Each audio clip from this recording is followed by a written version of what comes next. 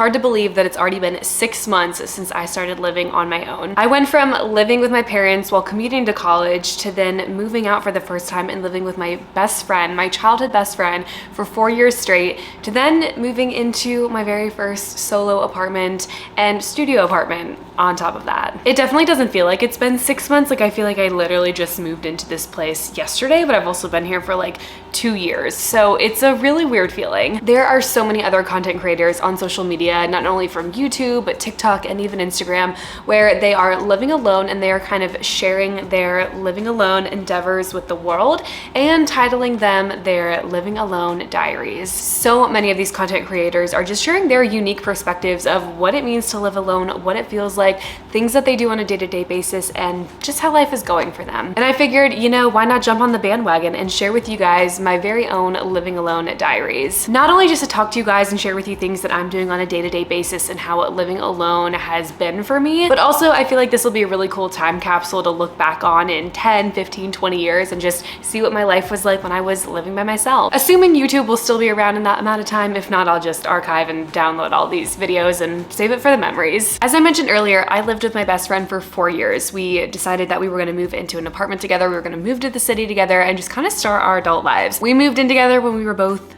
just a mere little, 22, 23 years old. And it's funny because so many people were telling us, don't move in with your best friend, don't live with your friends, like it's gonna cause turmoil, it's gonna be terrible. It was unproblematic for 4 years straight. I genuinely had the best time living with her. It was honestly just like one giant sleepover every single night. And again, because we had been friends since we were children, it was just like one of those weird full circle moments where I'm like, wow, I'm living with my best friend. We're adults now. This is so cool. But as our 4-year mark as roommates was coming to a close, she got engaged and it was time for her to move in with her fiance. And it was time for me to pack up my things and go find a solo studio 1-bedroom apartment. I actually filmed so many moving vlogs earlier this year of just me moving into my space, getting comfortable here, and just like documenting the whole process, which I feel like was a really good way to start this kind of like living alone diaries. I definitely consider myself to be like an independent, thriving kind of person. I love being alone. I love doing things alone. I don't mind like going out and eating somewhere by myself, but that doesn't mean someone that loves doing all those things doesn't also get lonely sometimes. And it's not that I didn't like living with a roommate because I loved it, but it's also like I was just so looking forward to being completely isolated. And that's kind of what it's been from time to time, is feeling a bit isolated. Now, don't get me wrong, living alone definitely has its pros and cons. Some of the pros include being able to like decorate your space and do like literally whatever you want. You don't have to agree on a decor style, agree on buying like a certain coffee table. You can also have people over anytime you want. You can host little events, you can go out, you can do whatever you want without someone questioning where you're going, feeling like that you're burdening them or you're annoying them with having people over or doing other things, and not having to worry about like waking somebody up or just being annoying to that other person. And some of the cons, as you would imagine, is sometimes it does feel lonely or it feels empty, or sometimes if there's a day where I'm not filming or something, I'll literally go like 6 hours just like not saying anything, which is really weird. It'll get like really quiet in here,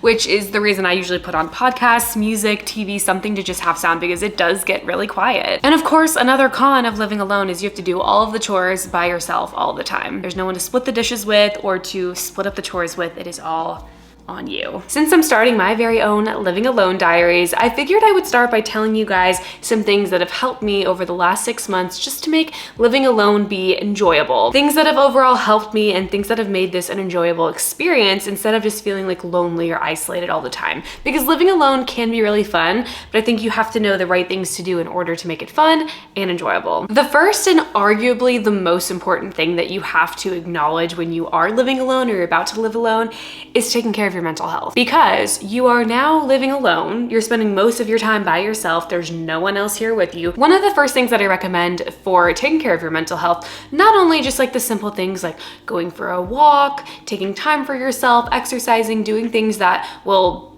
like scientifically improve your serotonin or, you know, the happy things in your brain. But also I am a big advocate for journaling or for talking out things that are going on in your life, answering prompts, writing things down. Even if you don't think like you're a good writer per se, you don't have to be. And clearly I'm a big fan of mental health journals and writing and things like that. These are just a few of my favorite mental health journals, just anything that have like prompts and things that you can write about and talk about, and anything that you're going through, you can literally just write it out. Here are a few of my favorites.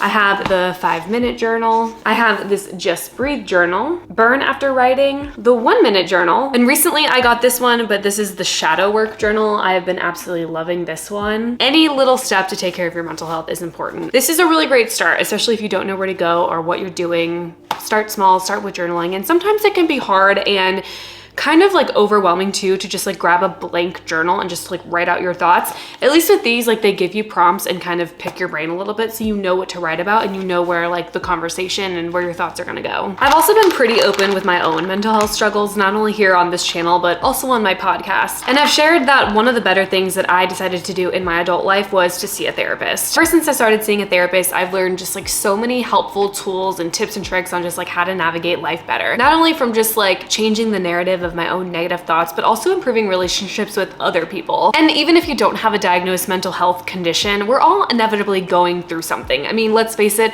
being a human is hard, it's overwhelming, it's stressful. We're all going through something. That's why I think therapy is so great, because we know that being a human is not only hard and difficult and very stressful, but therapy gives you the tools and resources you need to navigate your life just a little bit better. And speaking of better, I'm honored to tell you about today's sponsor, which is BetterHelp. If you haven't heard of BetterHelp, they are the world's largest online therapy service. Their whole mission, like the whole reason they exist, was because they wanted to create affordability and accessibility for those seeking therapy. Not only is it super overwhelming and time consuming to try to find a therapist in your area, but then you have to worry about, do they take my insurance? Are they even accepting new clients? And sometimes they even have like a 6-month wait list. BetterHelp is a completely online therapy service that eliminates the stress of trying to find a therapist on your own. All you have to do is fill out a brief questionnaire, and BetterHelp is going to match you to a professional therapist in as little as a few days. So whatever reason you think you need to see a therapist for, whether it is living alone and you just need someone to talk to and vent about, maybe it's relationship stuff, maybe it's other mental health things, or maybe you just need to learn how to navigate life better, it's never been easier to get matched with a therapist so you can start the journey of improved mental health and living the life that you want. I remember the first time that I sought out a therapist and decided I wanted to go to therapy,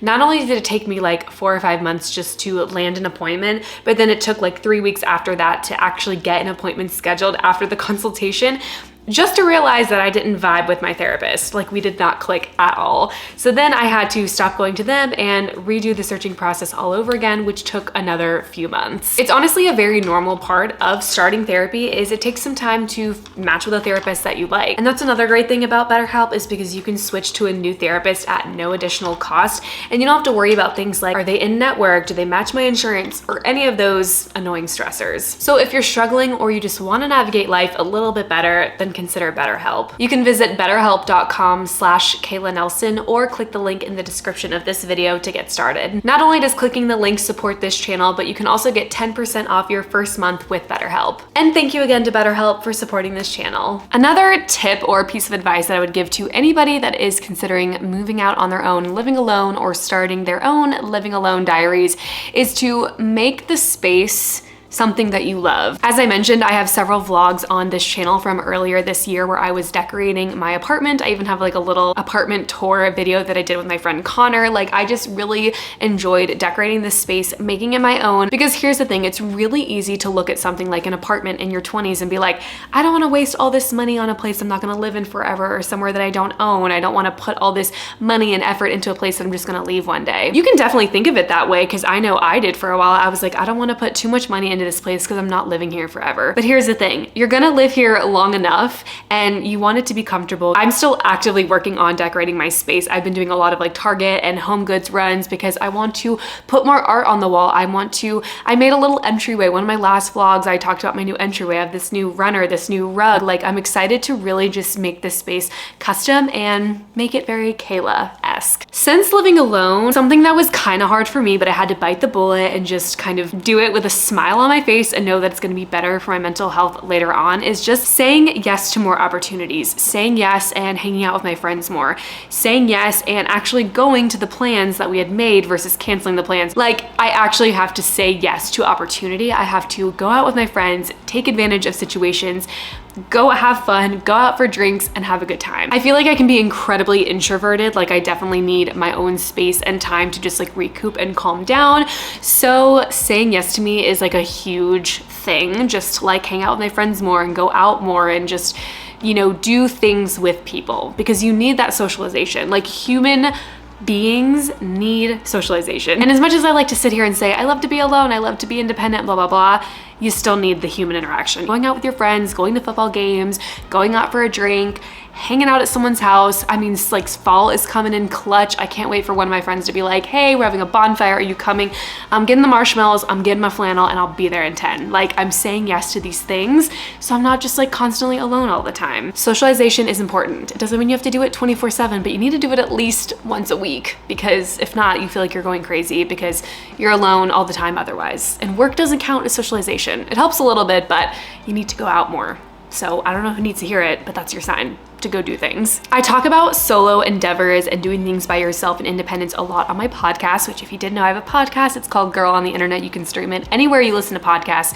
I go into a lot more detail about being alone, solo, not really currently dating right now, and just what that means. And I think there is beauty in that as well. Like, living alone can be overwhelming and a lot, but it's also like something to be really excited about. You get this opportunity to not only like learn your style, but like learn who you are, learn your habits, take time for yourself, and invest in those moments by yourself. Taking yourself on dates, going out for a walk by yourself, buying yourself coffee, buying yourself a little treat, a little piece of decor. You know, down the line, if I get married, or down the line, if I end up moving in with someone else, like I may not have that opportunity again. So really soaking that in and using that, I think, is so amazing. Even when I lived with my best friend, like we still had moments where we were alone and apart. It's not like we were smothering each other with company 24/7, but it wasn't the same as like actually living in a space by yourself. I feel like I've learned so much more about myself in these last 6 months. I feel like I've been given an opportunity to grow, to learn more who I am, my wants, my needs, the things that I like, the things that I dislike, because I've had this opportunity of living by myself. I think embrace the opportunity, go for it, and just see what comes out of it. And you might actually surprise yourself with how awesome it feels to actually live by yourself and this chapter in your life of living alone. And here's the thing, if you are watching this video and you have the opportunity to like live with people or live on your own, I say live on your own. Like, give it a try, give it a chance, because here's the thing.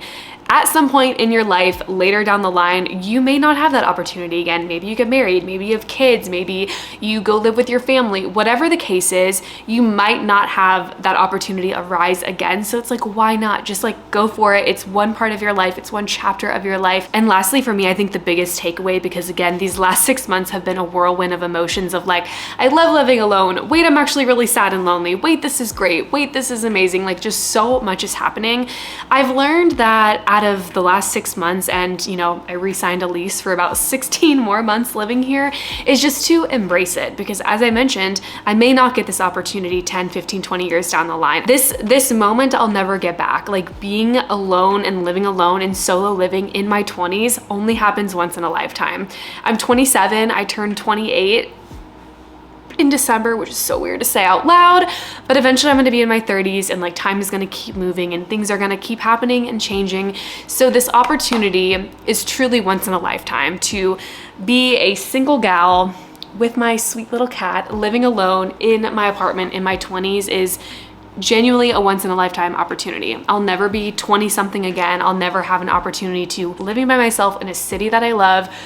So we're gonna embrace it, we're gonna take it for what it's worth and make it an enjoyable time, because it's not forever. Whenever I turn 30, I will no longer be this 20-something living in an apartment by myself. It'll be a new chapter in my 30s, but it won't be the same as what it was in my 20s. Just look at it as like a really cool experience and opportunity. And I feel like if everyone at some point could take the opportunity to live alone, I would highly suggest it. I completely understand that some people financially or for a work-related reason or family, like you can't live alone, and I completely respect that. But if there's ever that given opportunity, I think you should take it. And while it's not the same, it's still in the same category. I've talked about again on the podcast, I even have a video about it, taking a solo trip to the beach, taking a solo trip to the city, like whatever it is, finding that time to just embrace yourself, be alone, experience who you are in this lifetime, get to know yourself a little bit better. So, so important. And I think you should go for it, because what's the worst that's gonna happen? And hey, no matter what happens in this life, whether you get married, you don't, you have best friends, or you don't, or whatever, you are stuck with you until the day that you die. So you might as well get to know them because they're not going anywhere anytime soon. Embrace the person that you are, get to know them, take them on a date, and you know, cause you're stuck with them. So might as well make it amazing. As always, if you made it this far in the video, thank you so much for watching. Let me know what you guys would like to see from the Living Alone diaries. I'm excited to start this little chapter, this little segment here on my channel and just share more with you guys. And thank you again so much to BetterHelp for sponsoring today's video. Remember to go easy on yourself and I'll see you in the next video.